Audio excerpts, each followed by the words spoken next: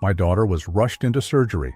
When I arrived at the hospital, the surgeon quietly pulled me aside and said, "Take your grandchildren and leave the city immediately." Then he handed me an envelope. "Your son-in-law did something terrible. Subscribe to the channel for more stories like this and comment the city you're watching from." My name is Jason, and I'm 66 years old. I never imagined that answering my phone at 2 in the morning would be the moment everything changed. The ringing cut through the silence of my bedroom like a knife, and my hand fumbled for the device on the nightstand. My heart was already pounding before I even saw the number. "Mr. Whitmore, this is Regional Medical Center. Your daughter Aubrey has been admitted for emergency surgery." The words didn't make sense at first. I sat up, my mind struggling to process what the nurse was saying. Aubrey? Surgery? My daughter had called me just yesterday afternoon. She sounded tired, maybe a little off, but nothing that suggested this. "What happened? Is she okay?" My voice came out hoarse, panicked. "She's in surgery right now. The doctor will explain everything when you arrive. I'm sorry, but I can't give more details over the phone." I was dressed and in my car within 5 minutes. My hands shook as I gripped the steering wheel, the empty highway stretching ahead of me. It was a 90-minute drive to the hospital, and every minute felt like an eternity. My mind kept circling back to Aubrey as a little girl, 7 years old, scraped knee, crying in my arms. I'd always been able to fix things for her back then. A bandage, a hug, a terrible joke to make her laugh. But I couldn't fix this. I didn't even know what this was. The highway was dark and empty. No other cars, just me and the fear growing in my chest. I tried calling Michael, my son-in-law, but it went straight to voicemail. That wasn't unusual. Michael worked long hours and he kept his phone on silent at night. Still, something about it bothered me. Shouldn't he be at the hospital? Shouldn't someone have called him first? I pulled into the hospital parking lot at 3:45 in the morning. The emergency entrance was lit up like a beacon, and I practically ran through the automatic doors. The smell hit me first, that sterile antiseptic smell that hospitals have. It made my stomach turn. "Aubrey Whitmore," I said to the woman at the registration desk, my voice urgent. "My daughter, she's in surgery." The woman typed slowly, and I wanted to reach over and do it myself. Finally, she looked up. "3rd floor, surgical waiting area. Take the elevators to your left." I didn't wait for her to finish. I was already moving. The waiting area was quiet, just a few other people scattered in chairs, staring at their phones or the television mounted on the wall. And there, in the corner, was Michael. He sat with his elbows on his knees, head down, the picture of a worried husband. But something felt wrong. "Michael?" I walked over to him, and he looked up. His eyes were red, but there were no tears. He stood, and we shook hands, which felt oddly formal given the circumstances. "Jason, they told you? What the hell happened?" I kept my voice low, but the anger was already building. "Why didn't you call me? It all happened so fast." Michael ran a hand through his hair. He looked exhausted, but there was something in his expression I couldn't place. Detachment, maybe, like he was going through the motions. "She collapsed at home around midnight. I called 911 immediately. They said something about internal bleeding." "Well, internal bleeding? From what?" He shrugged, and that gesture made my blood run cold. "They don't know yet. They're running tests." I wanted to grab him by the collar and demand answers, but a doctor emerged from the double doors at that moment. He was older, maybe my age, with gray hair and tired eyes behind wire-rimmed glasses. He scanned the waiting room, and his gaze landed on us. "Family of Aubrey Whitmore?" "That's us," Michael said, stepping forward. I moved beside him, my heart hammering. The doctor glanced at Michael, then at me. "I'm Dr. Patterson. Aubrey's stable for now, but she's still in surgery. We're doing everything we can." "What happened to her?" I asked, my voice cracking. Dr. Patterson hesitated. "We're still determining the cause. There was significant internal bleeding, but we've managed to control it. She'll be in recovery for several hours." Michael nodded, his face carefully neutral. "Can we see her?" "Not yet. I'll update you as soon as she's out of surgery." Dr. Patterson's eyes lingered on Michael for a moment longer than felt normal. Then he looked at me. "Mr. Whitmore, could I speak with you privately for a moment?" I blinked. "Me? Why?" "Just a few questions about Aubrey's medical history." His tone was even, professional, but something in his eyes told me this wasn't routine. Michael shifted beside me. I can answer any questions about Aubrey. I'm her husband. Dr. Patterson didn't look at him. I need to speak with her, Father. It'll only take a moment. There was a tension in the air now, thick and uncomfortable. Michael's jaw tightened, but he nodded. Fine. I'll be right here. I followed Dr. Patterson down a long hallway, away from the waiting area. He didn't speak until we reached a small consultation room. He closed the door behind us, and the click of the lock made my pulse spike. Dr. Patterson, what's going on? He turned to face me, and the expression on his face made my stomach drop. This wasn't a doctor about to deliver bad news. This was a man about to tell me something dangerous. Mr. Whitmore, I need you to listen to me very carefully. His voice was low, urgent. Your daughter is going to survive this surgery, but you need to take your grandchildren and leave the city. Tonight. Right now. I stared at him, my mind refusing to process the words. What? What are you talking about? Dr. Patterson reached into his coat pocket and pulled out a manila envelope. It was thick, stuffed with papers. He held it out to me with both hands, like it was something precious and terrible all at once. Your son-in-law did something terrible, he said quietly. This envelope contains evidence, medical records, prescriptions, communications. I shouldn't be giving this to you, and I could lose my license for it, but I can't let this continue. My hands trembled as I took the envelope. It was heavier than it should have been. What are you saying? Open it when you're alone. Read everything. Then get your grandchildren and disappear. Dr. Patterson's eyes bore into mine. Michael can't know that you have this. Do you understand me? If he finds out, I don't know what he'll do. My throat was dry. Is Aubrey in danger? She was. That's why she's here. He glanced at the door, then back at me. I have to get back to surgery. Please, Mr. Whitmore, protect those kids. He left before I could ask anything else. I stood there in that small room, the envelope clutched in my hands, my entire world tilting on its axis. I walked back to the waiting area in a daze. Michael was exactly where I'd left him, staring at his phone. He looked up when I approached, his eyes flickering to the envelope. What's that? Just some paperwork, I said, my voice steadier than I felt. Insurance stuff? He nodded slowly, but his gaze lingered on the envelope. I sat down 3 chairs away from him, the envelope resting on my lap. I couldn't open it here, not in front of him, but I needed to know what was inside. The minutes dragged by. Michael checked his phone constantly. I watched him from the corner of my eye, trying to see what Dr. Patterson had seen. What had I missed? Finally, I couldn't take it anymore. I need to use the restroom. Michael barely acknowledged me.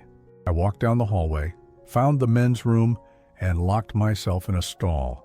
My hands shook as I opened the envelope. The first page was a medical record, Aubrey's name at the top. I scanned the document, my eyes catching on words that didn't make sense. Altered dosages, prescription forgeries, drug interactions. I flipped to the next page. More prescriptions, all in Michael's name, but filled at different pharmacies across 3 counties. Medications that shouldn't be taken together. Medications that could cause internal bleeding if combined. My vision blurred. I had to grip the stall wall to keep from collapsing. Michael had been poisoning my daughter. I sat on the closed toilet lid, the document spread across my lap, my hands shaking so badly I could barely read. But I forced myself to look at every page, every prescription, every date, every signature that wasn't Aubrey's but was supposed to be. Michael had been doing this for months, maybe longer. There were prescriptions for blood thinners, anti-anxiety medications, sleeping pills, all written under different doctors' names, filled at pharmacies scattered across the region. Some were in Aubrey's name, forged. Others were in Michael's name, but clearly intended for her. The combinations were deadly. I didn't need to be a doctor to understand that. One document was a printout of an email exchange between Dr. Patterson and a pharmacist. The pharmacist had flagged a prescription as suspicious because it was the 3rd time that month someone had tried to fill a high-dose blood thinner for Aubrey Whitmore. Dr. Patterson had started investigating quietly. He'd pulled her medical records from the hospital system and found a pattern. Aubrey had been to the emergency room 4 times in the past 8 months. Unexplained dizziness, severe nausea, a fall down the stairs that she couldn't remember clearly. Each time Michael had been the one to bring her in. Each time he'd stayed close, answering questions for her when she was too disoriented to speak. I'd thought he was being a good husband, protective, caring. He'd been covering his tracks. There was a handwritten note from Dr. Patterson at the bottom of the stack. His handwriting was rushed, barely legible. "Mr. Whitmore, I discovered this by accident while reviewing your daughter's surgical prep. Her blood work showed dangerous levels of anticoagulants that she wasn't prescribed by any doctor in our system. When I cross-referenced with regional pharmacies, I found the pattern. Michael has a $2 million life insurance policy on Aubrey. It was taken out 6 months ago. I've contacted an attorney friend, but I need you to protect those children. He will come for them if he thinks you know. Be careful. $2 million.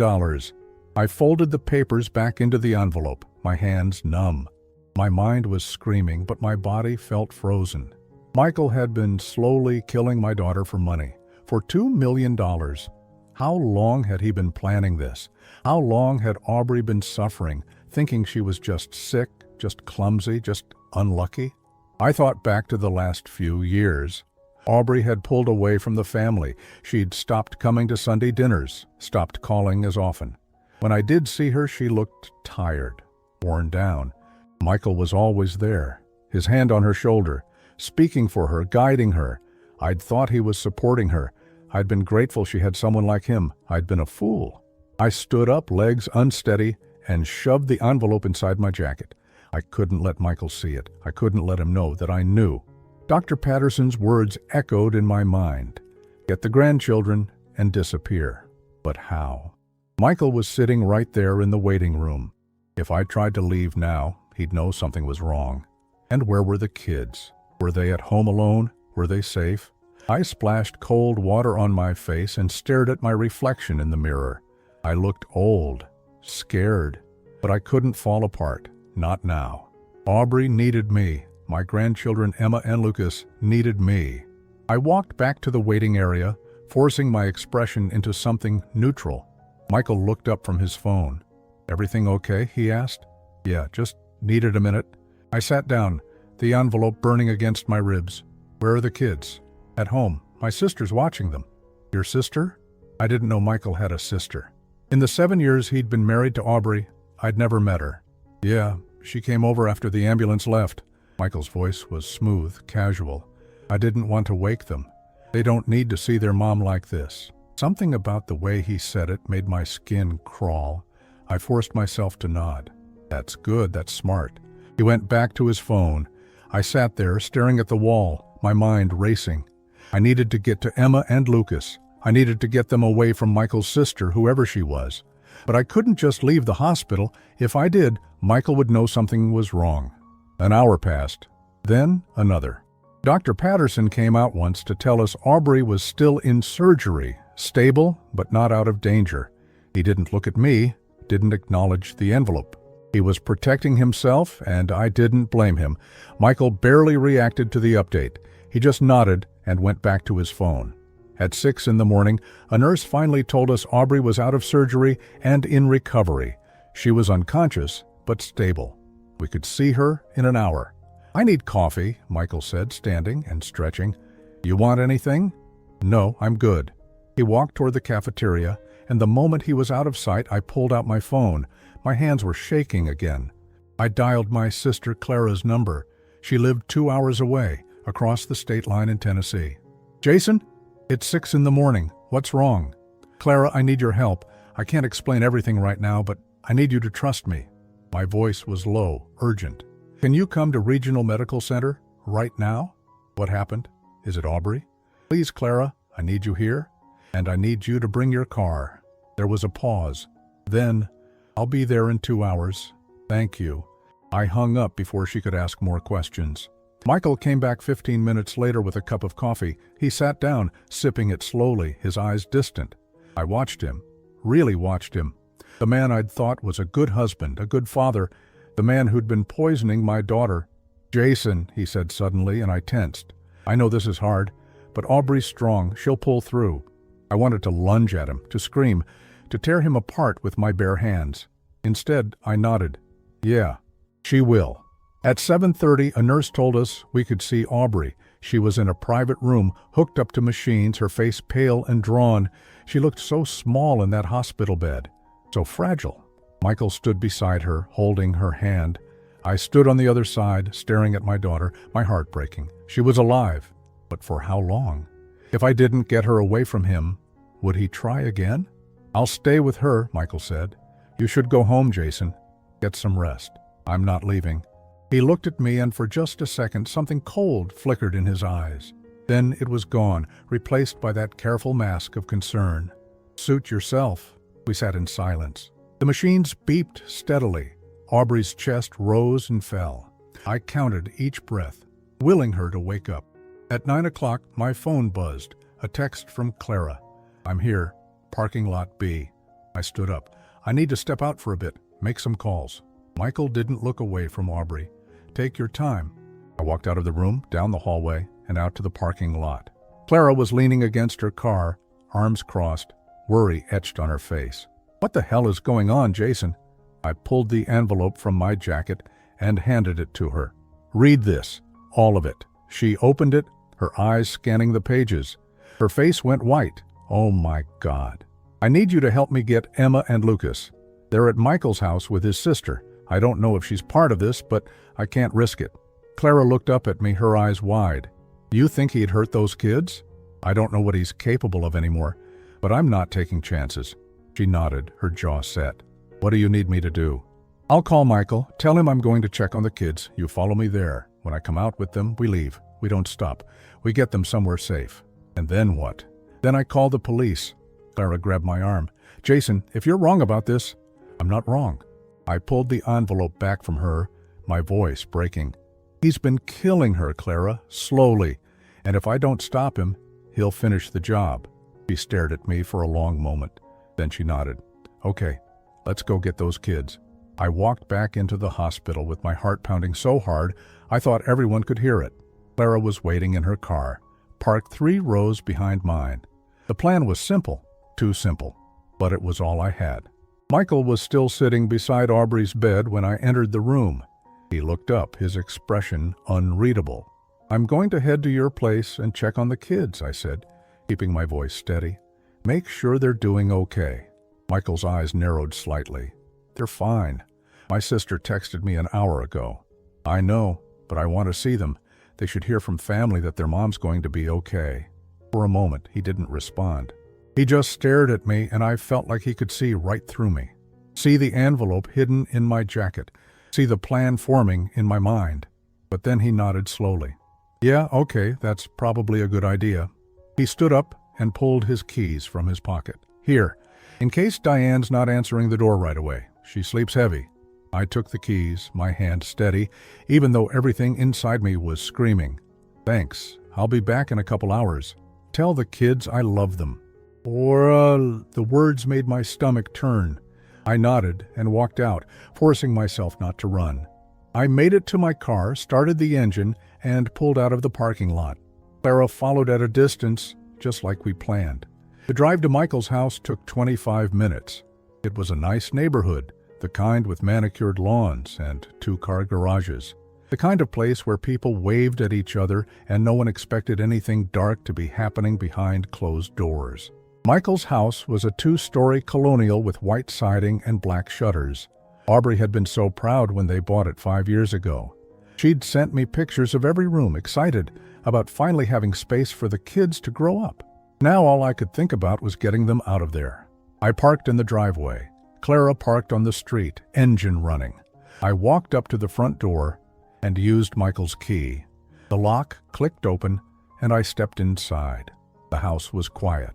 Too quiet. I stood in the entryway, listening. No television, no voices, nothing. Hello? I called out. Diane? No answer. I moved through the living room, my pulse racing. The kitchen was empty, dishes in the sink, a half-empty coffee pot on the counter. I checked the downstairs bathroom. Nothing. Then I heard it. A faint sound from upstairs, a child's voice. I took the stairs 2 at a time. The sound was coming from Emma's room at the end of the hall. I pushed the door open, and my heart stopped. Emma and Lucas were sitting on the floor playing with building blocks. They looked up when I came in, their faces lighting up. "Grandpa!" Emma jumped up and ran to me. She was 8 years old, all skinny arms and wild curls like her mother. Lucas, 6 years old, followed behind her, quieter but smiling. I crouched down and hugged them both, relief flooding through me. They were okay. They were safe. "Where is your Aunt Diane?" I asked, trying to keep my voice calm. Emma shrugged. "She left." "She left? When?" "A while ago," Lucas said. "She got a phone call, and then she said she had to go do something. She told us to stay in the room and not open the door for anyone." My blood ran cold. "Did she say when she'd be back?" "No." I stood up, my mind racing. Michael's sister had left 2 small children alone in the house. Why? Unless she wasn't really his sister. Unless this was part of the plan. "Listen to me," I said, crouching down again so I was eye level with them. "We need to leave right now. Your mom's in the hospital and she's going to be okay, but I need to take you somewhere safe." Emma's eyes widened. "Mommy's in the hospital. What happened?" "She got sick, but the doctors are helping her. I'll explain everything later. Right now, I need you both to grab your favorite toys and anything you really need. Can you do that for me?" They both nodded, their faces serious. They moved quickly, stuffing things into their backpacks. I walked to Aubrey's bedroom while they packed. I needed to grab some of her things, clothes, documents, anything she might need. I opened her dresser drawer and started pulling out clothes. Then I saw it. A small notebook tucked under a stack of sweaters. I picked it up and flipped it open.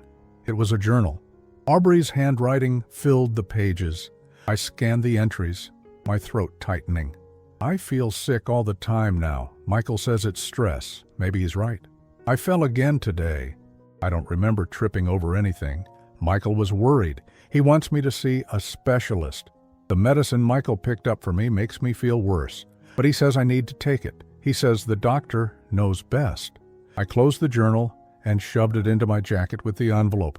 This was evidence, proof that Aubrey had been documenting her symptoms without realizing what was happening to her. "Grandpa, we're ready," Emma called from the hallway. I met them at the top of the stairs. They each had a backpack slung over their shoulders. Lucas was clutching a stuffed dinosaur. Emma had her mother's old jewelry box tucked under her arm. "Good job, let's go." We walked down the stairs and out the front door. I was halfway to my car when I heard another car pulling into the driveway. My heart lurched. I turned around. It was Michael. He climbed out of his car, his face calm, but his eyes sharp. He looked at me, at the kids, at the bags in their hands. "Jason," he said slowly. "What's going on?" My mind went blank. I hadn't expected him to leave the hospital. Why was he here? "I'm taking the kids to my place for a few days," I said, my voice steadier than I felt. I figured it'd be easier than them staying here alone. "Alone?" Michael walked closer, his gaze locked on mine. "Diane's here." "She's not. The kids said she left." Michael's jaw tightened. He pulled out his phone and made a call. I could hear it ringing. No answer. He tried again. Still nothing. "That's weird," he said, but his voice was too calm, too controlled. He looked at Emma and Lucas. "Hey guys, why don't you go back inside? Grandpa and I need to talk for a minute." "No," I said quickly. "They're coming with me." Michael's expression shifted. It was subtle, just a flicker, but I saw it. The mask slipping. The cold calculation underneath. "Jason, I think we need to have a conversation. Man to man." His voice was low now, dangerous. "The kids don't need to hear this. There's nothing to talk about. Aubrey wanted me to take care of them while she's recovering. That's what I'm doing. Aubrey's unconscious. She didn't tell you anything. She told me plenty before this happened." Michael took a step closer. I instinctively moved in front of the kids, my hand going to my pocket where my phone was. Clara was still parked on the street, watching. If this went bad, she'd call the police. At least, that's what I hoped. "You don't know what you're doing," Michael said quietly. "You're going to regret this. The only thing I regret is not seeing you for what you are sooner." His face went blank. For a moment, neither of us moved. Then Emma's small voice broke the silence. "Grandpa, I'm scared." That snapped me out of it. I turned to the kids. "Get in Grandpa's car, right now." They didn't argue. They ran to my car and climbed into the back seat. I followed. keeping my eyes on Michael the whole time.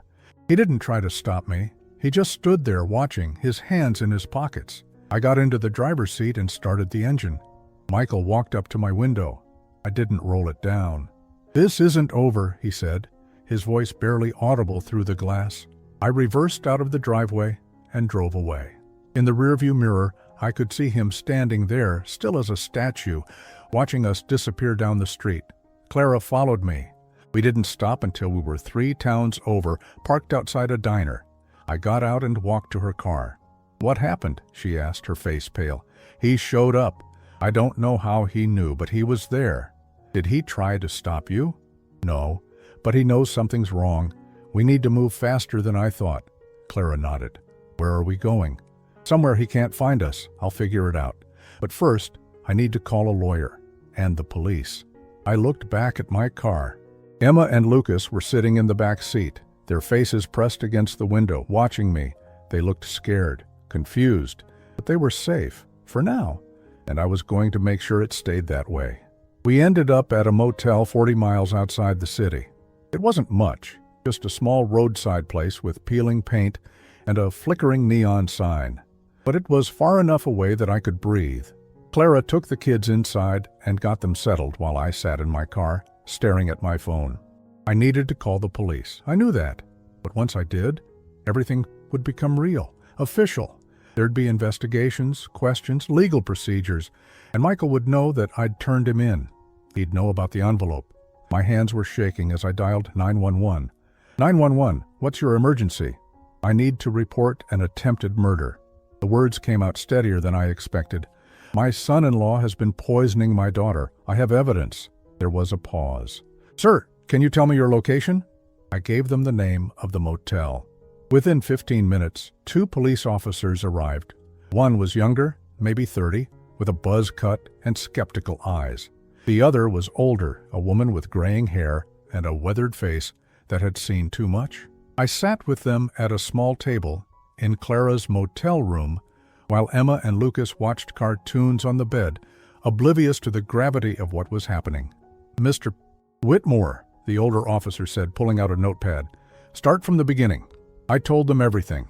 The phone call at 2 in the morning, the hospital, Dr. Patterson, the envelope, the prescriptions, the life insurance policy, Aubrey's journal entries. By the time I finished, both officers were silent. "Do you have the documents with you?" the woman asked. I pulled the envelope from my jacket and handed it to her. She opened it carefully, her eyes scanning the pages. The younger officer leaned over to look, his skepticism fading with each page he read. "This is serious," the woman said finally.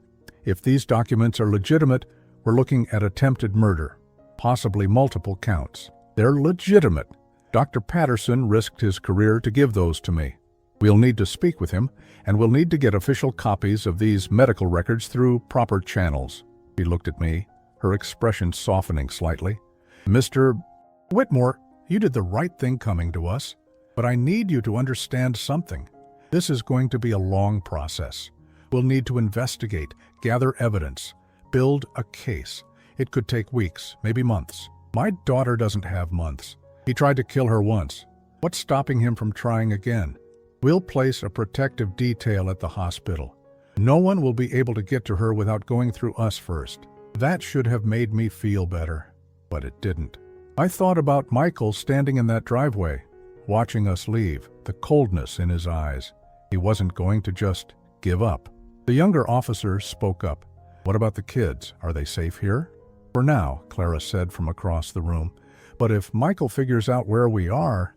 "He won't," I said, though I wasn't sure I believed it. "He doesn't know about this place." The older officer closed her notepad. "We're going to bring Michael in for questioning. Based on what's in these documents, we should be able to get a warrant for his arrest. In the meantime, I'd suggest you stay somewhere he doesn't know about. Do you have family out of state?" "My sister lives in Tennessee," Clara said, "about 2 hours from here." "That might be a good option, at least until we know more." They left with the envelope, promising to keep me updated. I watched them drive away, feeling like I just set something in motion that I couldn't stop. Clara sat down beside me on the motel steps. "You okay?" "No." I rubbed my face, exhaustion crashing over me. I keep thinking about Aubrey, about how long this has been going on. How did I not see it? You can't blame yourself, Jason. I should have known. I'm her father. I should have protected her. Clara put her hand on my shoulder. You're protecting her now. That's what matters. That night, I barely slept. I kept checking my phone, waiting for updates from the police. Nothing came. Around 3 in the morning, I finally dozed off, only to be woken an hour later by my phone ringing. It was Detective Sarah Reeves, the older officer from earlier. Mr. Whitmore, I wanted to update you. We brought Michael in for questioning a few hours ago, and he lawyered up immediately, wouldn't say a word. But we were able to get a warrant to search his house and his car. We found more prescriptions, fake IDs he'd been using to fill them at different pharmacies. And we found something else. My heart sank. What? A second life insurance policy on your daughter? This one was for $3 million. He took it out 2 months ago. $5 million total. My daughter's life was worth $5 million to him? There's more, Detective Reeves continued. We ran his background. Turns out Michael's been married before. Twice, actually. What? His first wife died 6 years ago. House fire. Ruled accidental at the time. His second wife died 3 years ago. Carbon monoxide poisoning. Also ruled accidental. I felt sick. He killed them. We're reopening both cases. If we can prove a pattern, it'll strengthen the case against him. But Mr. Whitmore, I need you to understand that this is going to get messy. Michael's lawyer is already claiming that you're making false accusations because you don't like him.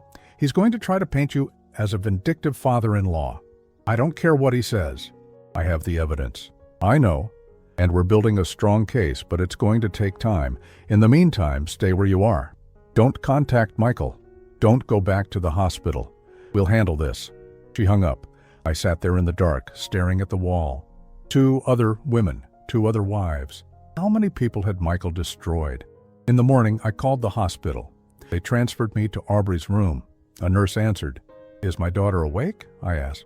She's in and out. Still very weak. But she's stable. Can I talk to her? Hold on. There was a rustling sound. Then a faint voice, barely above a whisper. Dad? Hearing her voice broke something in me. Aubrey, sweetheart, how are you feeling? Tired, everything hurts. She paused. Where are Emma and Lucas? Michael said you took them. They're safe. They're with me and Aunt Clara. Why? Her voice was confused, slow. The medications were still affecting her. Well, what's going on? I didn't know how to tell her. How do you tell your daughter that her husband tried to kill her? Aubrey, I need you to listen to me. You're not safe around Michael. What? Dad, what are you talking about? He's been hurting you, making you sick. The doctors found evidence. There was silence on the other end. Then, no, that's not true. Michael loves me. Honey, I know this is hard to hear, but you never liked him. You always thought he wasn't good enough for me. Her voice was getting stronger now, defensive. You're trying to turn me against him. Aubrey, please, I have proof, medical records, prescriptions. He's been poisoning you. Stop it! She was crying now. Just stop. I don't want to hear this. Aubrey. The line went dead. She'd hung up on me. I sat there, the phone still pressed to my ear, my chest tight. She didn't believe me. After everything, she still thought I was the one lying. Clara found me like that 10 minutes later, staring at nothing. Jason? What happened? I told her about Michael, about what he did. My voice was flat, empty. She doesn't believe me? She thinks I'm trying to break them up? Clara sighed and sat down beside me. She's in shock. She's been manipulated for years. It's going to take time for her to see the truth. What if she never does? What if she goes back to him? She won't. Once the evidence comes out, once she sees everything, she'll understand. I wanted to believe that. But I'd seen the denial in Aubrey's voice, the desperation to hold on to the life she thought she had. Michael had been poisoning more than just her body. He'd been poisoning her mind too. 2 days later, Detective Reeves called again. We've arrested Michael. Formal charges, attempted murder, fraud, and forgery. His bail's been set at $500,000. Will he make bail? I don't know, but even if he does, there's a restraining order in place. He can't go near Aubrey or the kids. That should have made me feel better, but I knew restraining orders were just pieces of paper. If Michael wanted to get to us, he'd find a way. That night, I lay awake in the motel room, listening to Emma and Lucas breathing softly in the bed next to mine. Clara was asleep on the other bed. Everything was quiet, but I couldn't shake the feeling that this was far from over. 3 weeks passed in a blur. We stayed with Clara in Tennessee, the kids adjusting as best they could to their new temporary life. Emma started asking questions I didn't know how to answer. Why couldn't they go home? When would they see their mom? Where was their dad? I told them half-truths. Your mom needs time to get better. Your dad has some things he needs to take care of. We're staying here to give everyone space. Lucas seemed to accept it, but Emma was 8. She was smart enough to know something was very wrong. Aubrey was released from the hospital after 2 weeks. She went to stay at a recovery facility, a place where she could get physical therapy and counseling. I wanted her to come to Tennessee with us, but she refused. She still wasn't speaking to me. Every time I called, she either didn't answer or the conversation lasted less than a minute. Detective Reeves kept me updated. Michael's lawyer was fighting hard, claiming the evidence was circumstantial, that Dr. Patterson had violated privacy laws by taking Aubrey's medical records. They were trying to get everything thrown out. It won't work, Reeves assured me. We have too much, the prescriptions, the forged signatures, the insurance policies, and we found something else. What? Text messages between Michael and an old friend. They were discussing how much longer it would take, how he needed to be patient, how the payout would be worth it. My stomach turned. He'd been talking about my daughter like she was a business transaction. There's more, Reeves continued. We contacted the families of his previous wives. His first wife's sister never believed the house fire was an accident. She's willing to testify. The second wife's mother kept a journal of suspicious incidents before her daughter died. Falls, illnesses, strange accidents. It's the same pattern. So you can prove he did this before? We're working on it. The prosecutor thinks we have enough for a trial. It's going to take time, but we're building a solid case. Time. Everything took time. Meanwhile, my daughter was alone in a facility, refusing to believe the truth. My grandchildren were living out of suitcases, confused and scared, and Michael was out on bail, probably plotting his next move. I drove to the recovery facility one afternoon without calling ahead. I needed to see Aubrey face to face. The staff tried to stop me at first, saying she'd requested no visitors, but I insisted. I'm her father, please. 5 minutes. The nurse looked uncertain, then sighed. Room 112, but if she asks you to leave, you have to go. I found her room at the end of a long hallway. The door was half open. I knocked softly. Go away. Aubrey's voice came from inside. It's me, honey. Silence. Then I said go away. I pushed the door open anyway. Aubrey was sitting in a chair by the window, wearing a loose sweatshirt and sweatpants. She looked thinner than I remembered, her face pale and drawn. She didn't turn to look at me.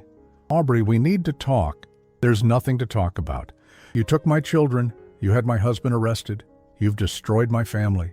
Michael destroyed your family. I'm trying to save what's left of it. She finally turned to face me, and the anger in her eyes was like a physical blow. You have no right to tell me what's best for me. You've never liked Michael. You never gave him a chance. That's not true. Yes, it is. From the moment I met him, you looked at him like he wasn't good enough, like I'd made a mistake. I wanted to argue, but she was right. I had been skeptical of Michael from the start. He'd been too smooth, too perfect. But I'd convinced myself I was just being an overprotective father. Even if that's true, I said quietly, it doesn't change what he did to you. He didn't do anything. Her voice broke, and I could see tears welling in her eyes. I was sick. I am sick. The doctor said it was stress, that I needed to take better care of myself. The doctors didn't say that, Aubrey. Michael said that. He's been controlling your narrative for years. She shook her head, wrapping her arms around herself. You're wrong. You have to be wrong. Because if you're not, that means everything I believed about my life was a lie. I pulled a chair over and sat down across from her. I know this is hard. I know you don't want to believe it, but I need you to look at the evidence. Really, look at it. I don't want to see it. Aubrey? No. She stood up, her legs shaky, but her voice strong. I don't want to see your so-called evidence. I don't want to hear about prescriptions or insurance policies or whatever else you think proves something. I want my life back. I want my husband back. I want my children back. Your children are safe. That's what matters. They're scared and confused. Emma called me yesterday asking why she can't come home. What am I supposed to tell her? Tell her the truth. Aubrey laughed, but there was no humor in it. The truth. You mean your version of the truth. I pulled out my phone and opened a file Detective Reeves had sent me. It was a transcript of the text messages between Michael and his friend. I held it out to her. Read this, please. She stared at the phone like it might bite her. Then, slowly, she took it. I watched her eyes move across the screen, reading the words. Her face went from angry to confused to horrified.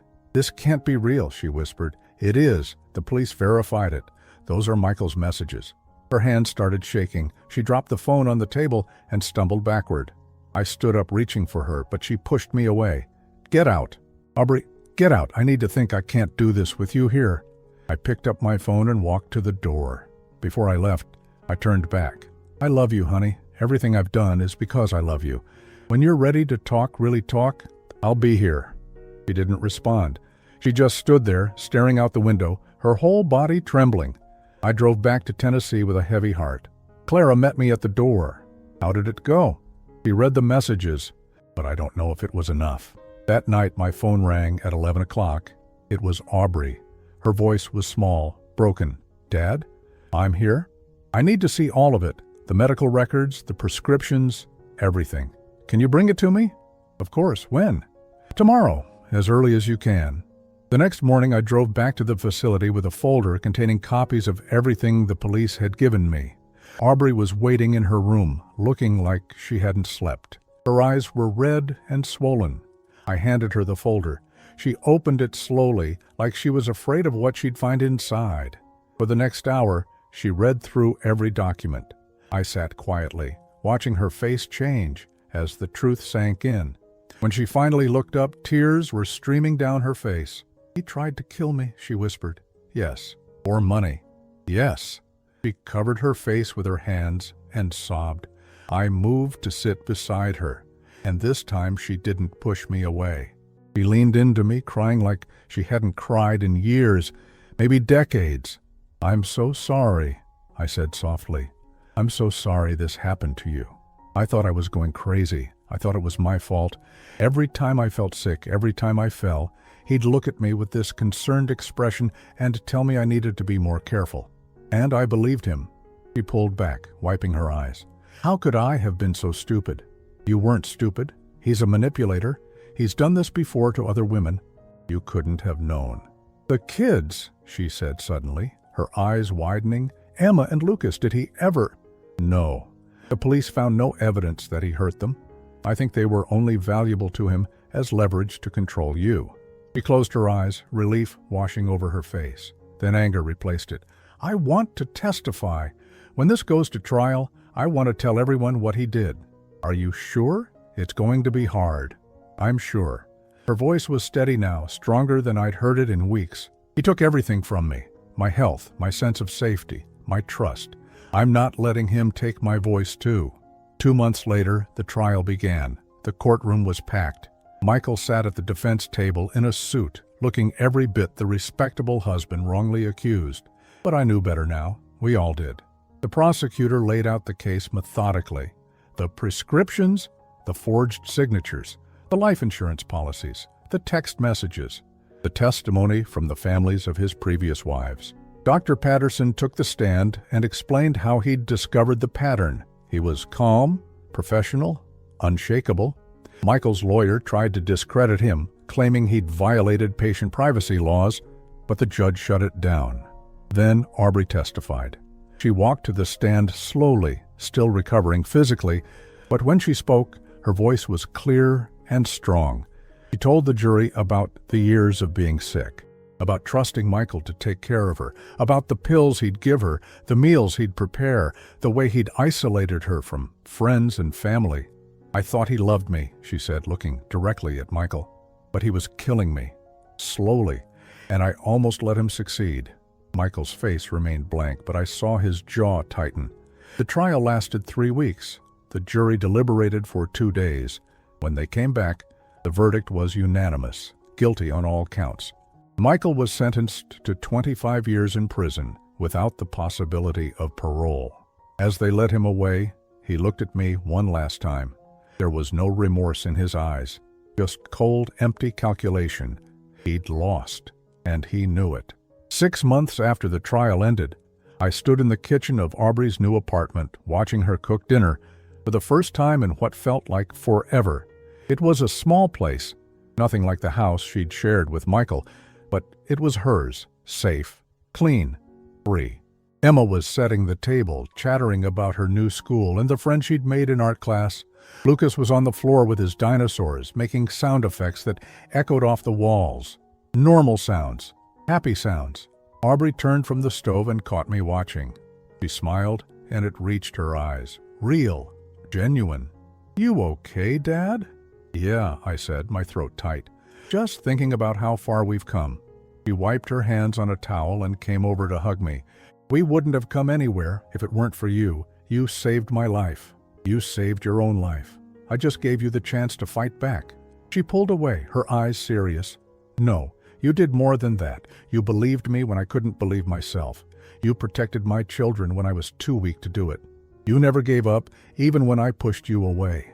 I thought back to that morning in the hospital, to Dr. Patterson handing me that envelope, how scared I'd been, how close we'd come to losing everything. I almost didn't do it, I admitted.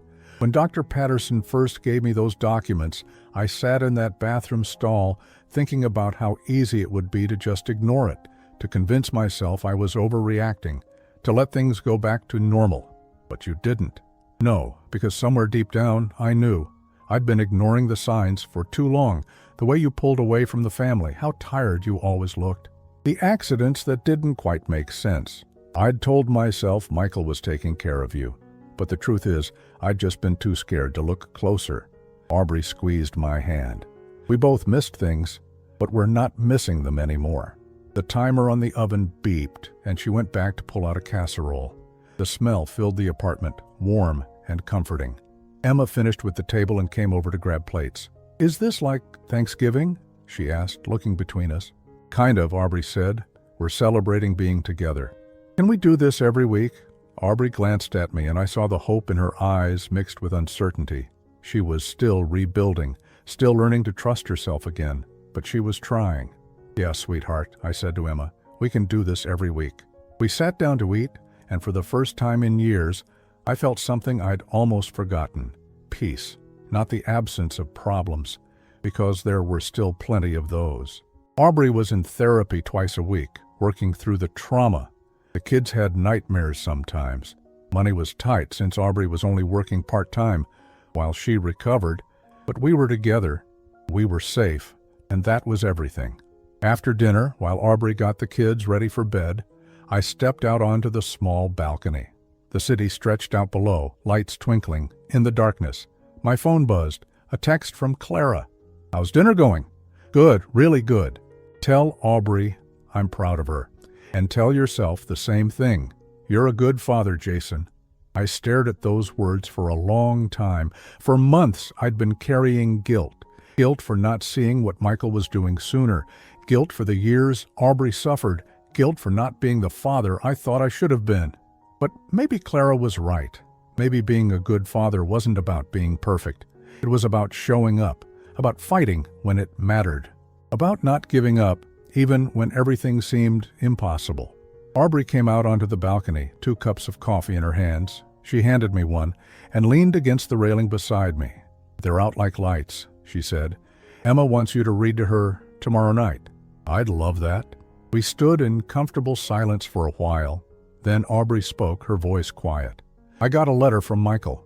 My whole body tensed. "When?" "Last week. His lawyer forwarded it. I haven't opened it." "Are you going to?" She shook her head. "No. I thought about it for a while, wondering if maybe he'd apologize, if maybe there'd be some explanation that would make it all make sense. But then I realized I don't need that. I don't need his apology or his explanation. I don't need anything from him." "What are you going to do with it?" "Burn it." She looked at me, her expression determined. "Tomorrow. I want the kids to see. I want them to understand that some things in life deserve to be destroyed, that moving forward sometimes means letting go completely." The next evening, we gathered in Aubrey's small backyard.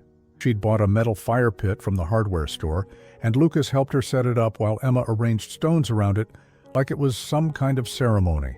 Aubrey held the letter, still sealed, in her hands. She looked at me, then at the kids.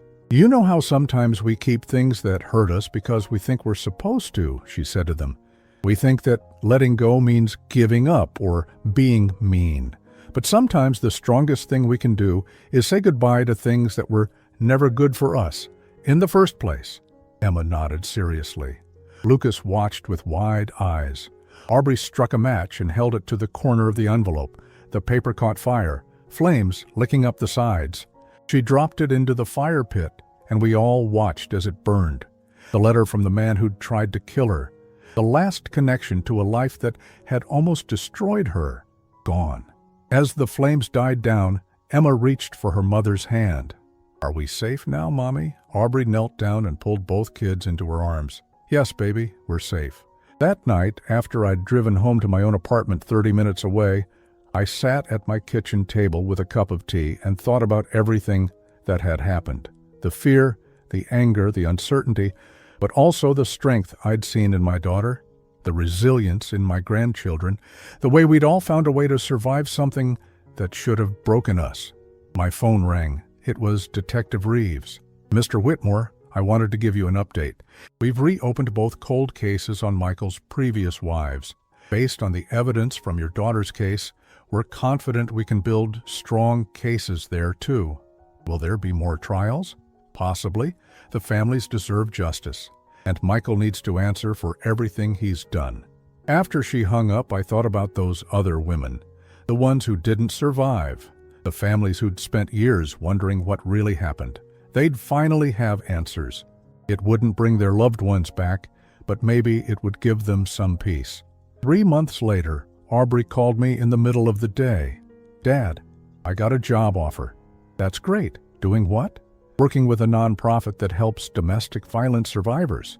They want me to speak at events, help with outreach, train counselors on recognizing signs of poisoning and medical abuse." I heard the excitement in her voice, but also the nervousness. "How do you feel about it?" "Terrified, but also like it's what I'm supposed to do, like maybe everything I went through happened for a reason, so I could help other people. I'm proud of you, honey. I start next month. And Dad, they want to pay me $45,000 a year. It's not a lot, but it's enough. I won't need to rely on anyone else. I can take care of my kids on my own." That number meant more than just money. It meant independence, security, a future built on her own terms. A year after Michael's sentencing, we all gathered at my place for Thanksgiving. Aubrey looked healthy, her cheeks full of color, her eyes bright. She'd gained back the weight she'd lost, and then some. Emma and Lucas ran around the yard playing with Clara's grandkids who'd driven down for the holiday. As I carved the turkey, I looked around the table at everyone gathered. My sister Clara, who'd dropped everything to help when we needed her most. Aubrey, who'd found strength I didn't know she had. Emma and Lucas, who were learning that family meant people who protected you, not hurt you. "Can I say something?" Aubrey stood up, her glass of sparkling cider raised. Everyone went quiet. "A year ago, I was in the hospital, not sure if I'd survive, not sure if anything in my life had been real. But I did survive. We all did. And I want to thank every single person at this table for refusing to give up on me, even when I'd given up on myself." She looked at me, tears in her eyes. "Especially you, Dad. You saw the truth when I couldn't. You fought for me when I didn't have the strength to fight. You saved my life, and I will spend the rest of my life making sure you know how grateful I am." I couldn't speak. I just nodded, my own eyes burning with tears. "So here's to second chances," Aubrey continued, her voice stronger now, "to finding light in the darkest places, to building something beautiful from the ashes, and to family, the real kind, that shows up when it matters." We all raised our glasses. As I looked around that table, I realized something. We'd been through hell. We'd lost things we'd never get back, time and innocence and peace of mind. But we'd gained something too. We'd gained truth. We'd gained strength. We'd gained each other, really truly gained each other in a way we never had before. That night, after everyone had gone home, I sat on my porch with a blanket wrapped around my shoulders. The November air was cold, but I didn't want to go inside yet. I thought about that envelope Dr. Patterson had handed me in the hospital, how heavy it had felt in my hands, how much it had changed everything. If he hadn't given it to me, Aubrey would probably be dead by now. Michael would have tried again. Succeeded eventually, and I would have spent the rest of my life wondering if I could have done something to save her. But I had saved her. We'd saved each other. My phone buzzed with a text from Aubrey, just a photo. Her and the kids on her couch, all three of them smiling, Emma making a silly face, Lucas holding up his dinosaur. Below it, 3 words. "Thank you, Dad." I looked at that photo for a long time. Then I typed back, "I love you, always." The past would always be there. The scars wouldn't disappear, but we were building something new, something real, something worth fighting for. And for the first time in a very long time, I wasn't afraid of what tomorrow might bring. We were finally, truly free.